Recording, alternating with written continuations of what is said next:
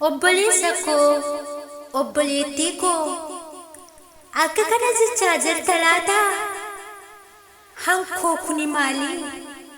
Carraan koo maali? Maali? Namni carraa hedduu qaba. Garuu hankoo carraan koo kun maali? Ani mana ormaatti na faayi.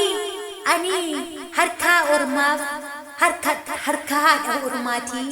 Hacuucamaa na faayi. Hankoo kuni maali? Asii yoon duchoo asiinoo hin qaawwa. Uffee asiinoo fixa egaawoo gara biyya kootiin galaa. Ija haadha koon argaa, ija maatii koon argaa. Biyya kootiin galee boqodha yoon jedhee. Uffee fixadheera saagalatu waaqayyo yoon jedhee. Innoo asiinoo lakki qaawuu kee hin duunne jedheetu asiin natti mul'ata. Asii yoon duchoo asiin natti qaawweetu argama. Maali hankoo kuni? Maali? Ani carraa hin qabuuyi. Waaqayyo na irraanfateera. Waaqayyo na bira darbeera. Maali? Anoo sa'aatii 24 dhaabadheen hojjedha.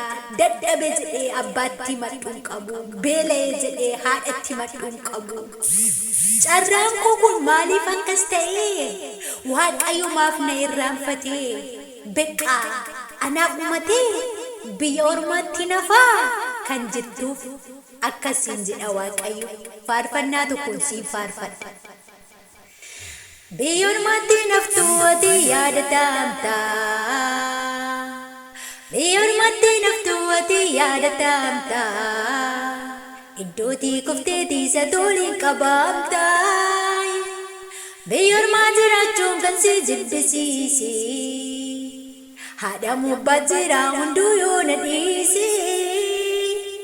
Jettee of eebbistee yeroo hundaa kan boossu. Ogumaan sitti maayegee si taasisu. Jettee of eebbistee yeroo hundaa kan boossu. Ogumaan sitti maayegee si taasisu. Yommuu si gatanii firrii keef lammiin kee. Firaasii ta'eeraanii waaqayyoon kee.